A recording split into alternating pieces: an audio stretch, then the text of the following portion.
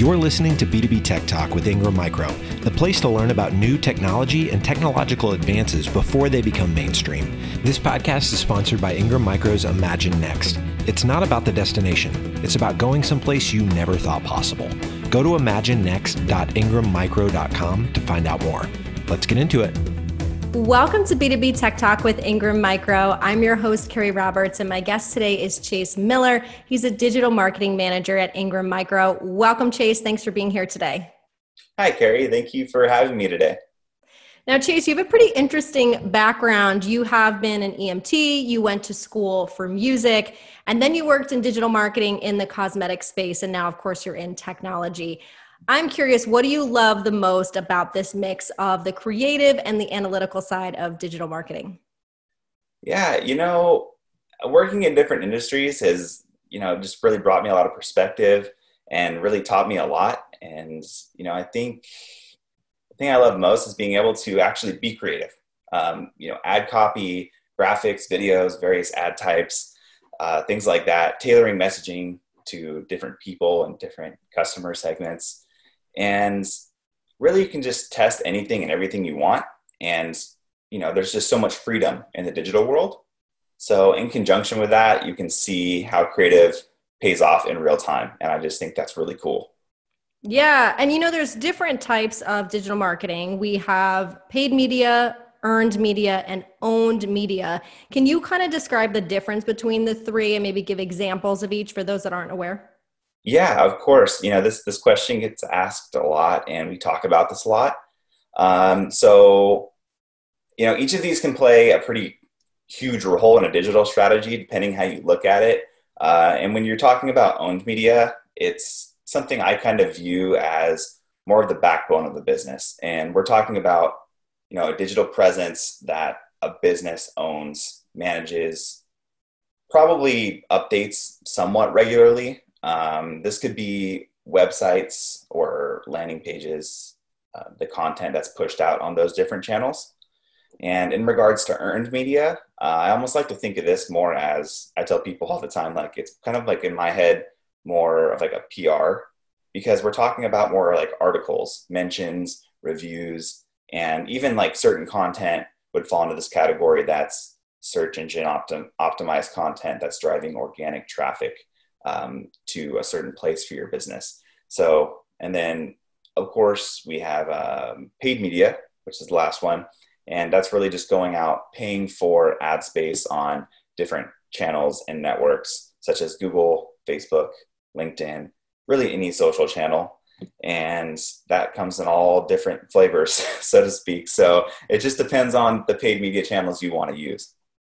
And what would you say each of these mean to a business specifically? Like, is it important to have all three, or when should a business use one more than the other? I think each kind of has their own place, and, each can play a crucial role in a digital marketing strategy. You might use them all, you might not, depending on what you're trying to accomplish. But personally, I like to implement all or most of these when I can into a digital marketing plan. If it makes sense, it's not always going to, but if I can, because it'll typically get you the most visibility. And that's the thing with marketing. You're trying to get, a wide stretch of visibility, and sometimes it's kind of hard to do. And especially with a campaign that's intended to run for a longer period of time, showing up in multiple places can really, add value. And it's important to know that your target audience, sees a campaign in various different formats, so you want to show up where they are hanging out. That can mean something different for everybody. That could be organically on a Facebook post or in their email inbox, or even a paid ad on Instagram or something if they're scrolling through. So these are all touch points, and people don't necessarily convert the first time around. And I think that's where some people kind of lose why a campaign didn't do well or did do well. It's because people have to see a piece of content several times for a campaign to click or engage most of the time. And so it's just really interesting to see all that kind of come into play as we're running a digital marketing campaign. Yeah, and you mentioned having a digital marketing strategy. Some people have this, some people don't. What is the value of it, and why should a business have one? Yeah, this is definitely, it's a big loaded question. And so I apologize if my response is a little bit long-winded, but everyone's at a different point in their business, and marketing strategies come in all different shapes and sizes, based on what a business is trying to accomplish. And so, who your target audience is, how big, where their audience spends their time. Obviously, budget comes into play as well. That's a big one that always gets talked about. And it's just really unique to everyone. And now, in regards to like what that might look like, you always have to ask yourself, what am I looking to get my target audience to do? Who your target audience is, where they are at in the actual marketing funnel. Are they like a warm kind of audience? Or are they kind of cold? Where they're spending their time, and how you get to solve a problem. And that's probably the most important piece. Or how are you going to attract them to get them to do what you want them to do? And maybe that's filling out a form for one person and getting a lead. It could be pushing someone to a product on your website or signing up for a subscription. It could be even pushing people to a blog post and just giving them more information on something. Maybe they're a cold audience and you want to educate them with an infographic. Who knows? It could be really different things, comes in all different shapes and sizes, like I was saying. And once you establish that and you can figure that out, then you can figure out what marketing tactics you want to use. And I personally love to use more of like an omnichannel approach. And since that typically provides a little bit better of a user experience and allows you to really build, relationship with someone who's making the decision to interact with your brand. And that's what this all comes down to, is you're building a relationship. So that could be in organic, paid, search engine optimizing a section of your website, running a TV commercial. The list goes on and on. So it's just a long list of things, but this really is something where you just have to put your campaign in front of them at all times and be at the top of their mind. Yes, I 100% agree. You kind of have to be a little bit of everywhere in various places. You had mentioned omni-channel. Can you talk about what that means and why you think omni-channel and emails may be a really good fit for many businesses? Yeah, omni-channel is like I was saying, like it's just good to show up in different formats, in different areas. You want to show up where somebody's hanging out. And the point is, like, some people know or think they know where their audience is hanging out, and that's not always the case. It's just one of those things where people might think they know something, but until you test it and you optimize, and that's the two big things in digital marketing, you don't really know. So, I mean, you're kind of building out these personas or demographics or using a list, but it really comes down to you just want to show up in as many areas as possible. So yeah, I want to talk about the paid ads for a second. Now, there are a variety of different types of paid advertising and marketing that you can do, but one of the most popular ones is, of course, Facebook ads. And the question is always, how do I make this work for me? A lot of people will do a Facebook ad and say, well, I didn't get anything from it. Mm-hmm. What is the expectation for Facebook ads? How do you kind of figure out what the ROI should be when you do Facebook advertising? Yeah, I think this is a really great question. It seems to be a really hot topic. Everybody's always talking about Facebook. LinkedIn's an upcoming channel that's like doing really well right now too. And there are just so many articles and studies around this. And my answer is to simply just test and optimize, kind of like I just mentioned. And I realize that's kind of a broad answer, but this could mean testing different audiences, ad types, or even the social channel that you're using altogether. An example of testing an ad type would be to maybe be running like a single photo or static ad on Facebook, and then maybe switching over to like a video ad or a carousel ad. There's all these different ad formats that these different channels allow you to kind of play with. And I feel like a lot of people going down this rabbit hole, like I was saying, think they know their audience. They put all their eggs in that basket. They get frustrated. And when it doesn't work the first time, they give up. And it's just not a good way of thinking. I mean, the part of it is that, you want to always remember is that you want to show up where people are spending their time. So it might not work the first time. I mean, we've all had those failures, but the thing is you have to figure out what works so that when it does, you know how to spin that into something that does work and then leverage that and then use that channel maybe more often, or do a campaign that's similar to that so that you get more results. So, I mean, you're talking about, again, really knowing your audience and where they might be. How does a business figure out which social platform is the best, where they should be putting their dollars? Yeah, I spend a lot of time testing and optimizing. This will likely be on channels that don't work, or some that maybe work much less effectively. Maybe you get a handful of leads out of it or something. You're not going to confidently know what will work until you test it. And the one thing I see time and time again is business owners who, are new to digital marketing and saying, that I know my audience. And that's great. I think you do know your audience. I'm not taking that away from anybody. You might have some customer data that suggests that, your audience is a certain age, or if they're primarily male or female, or some maybe like high level interests that these people are interested in. And that's all information that's excellent.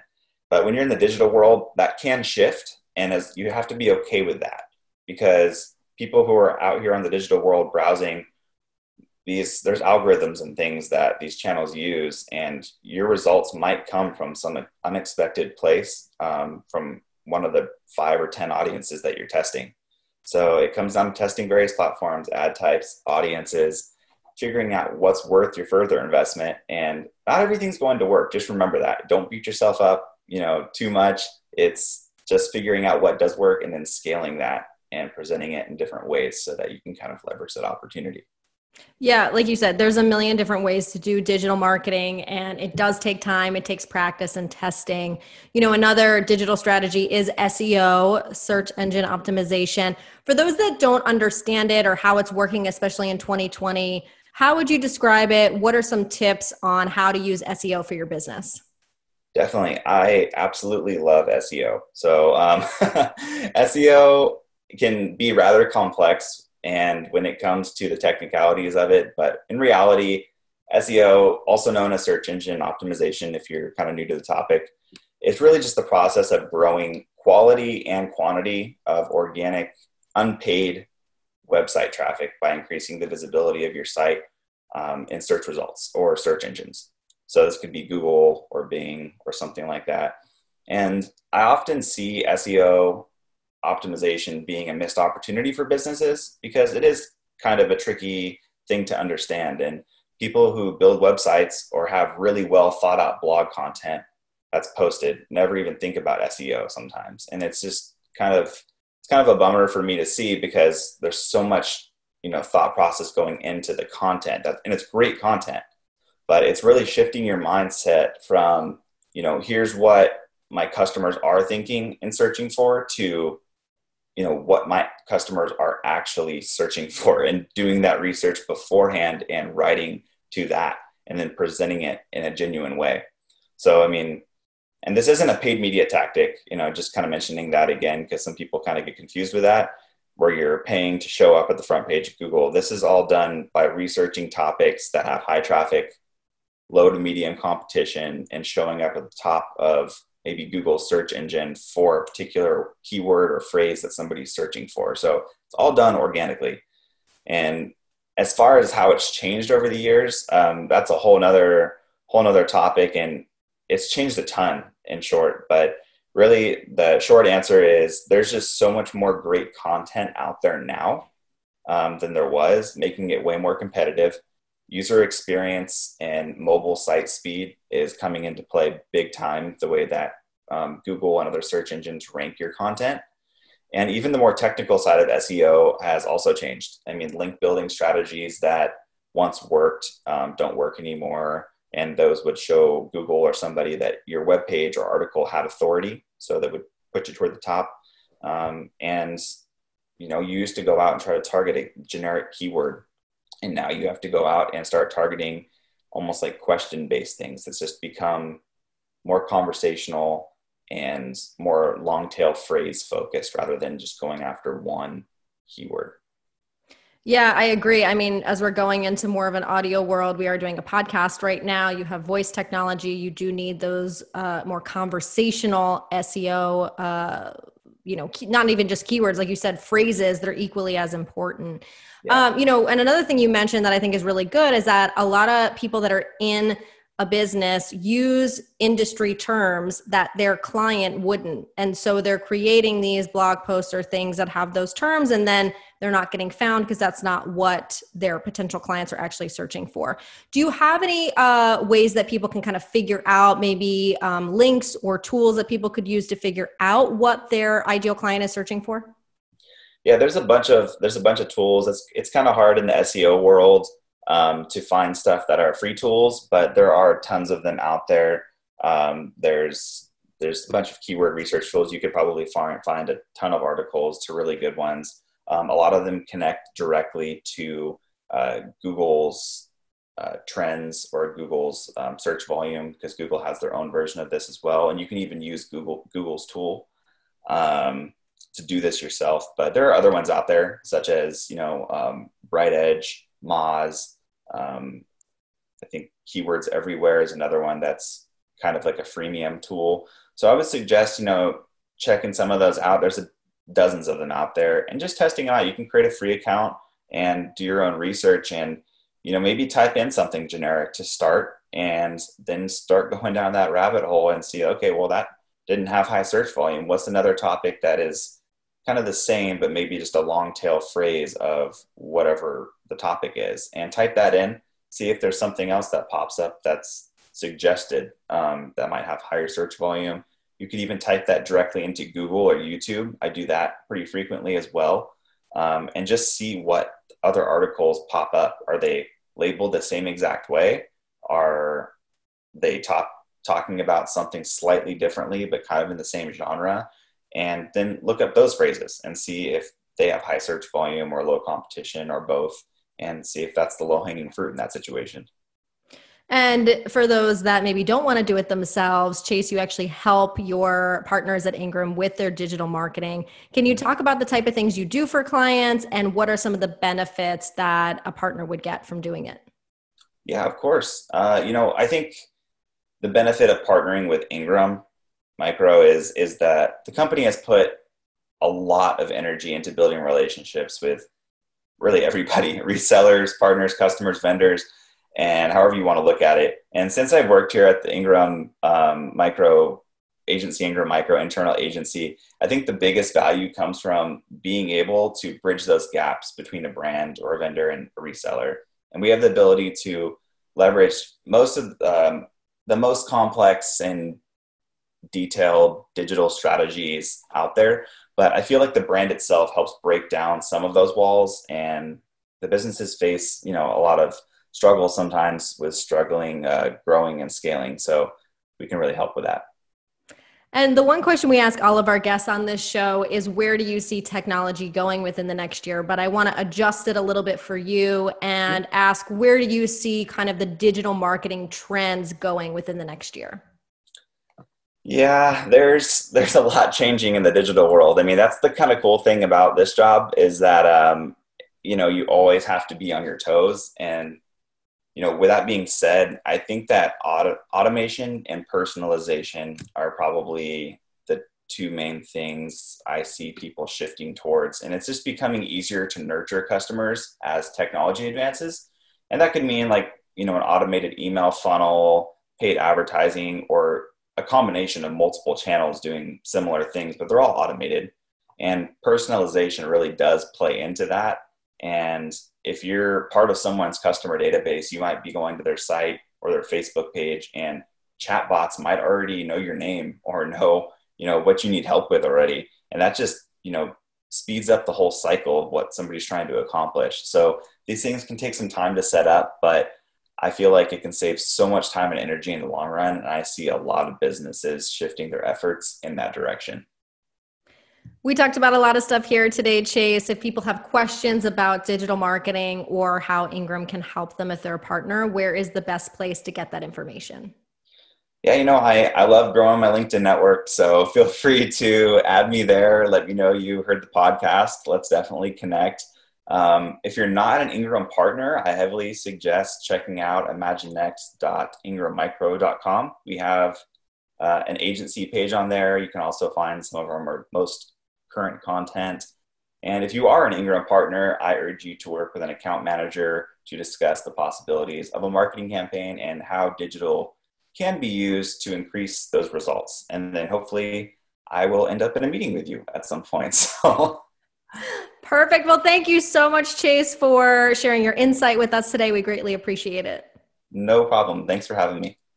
If you like this episode or you have a question, you can always join the discussion on Twitter at Ingram TechSoul with the hashtag B2B Tech Talk. Thank you for tuning in and subscribing to B2B Tech Talk with Ingram Micro. You've been listening to B2B Tech Talk with Ingram Micro, hosted by Keri Roberts. This episode was sponsored by Ingram Micro's Imagine Next. B2B Tech Talk is a joint production with Sweetfish Media and Ingram Micro. Ingram Micro production handled by Laura Burton and Christine Fan. To not miss an episode, subscribe today on your favorite podcast platform.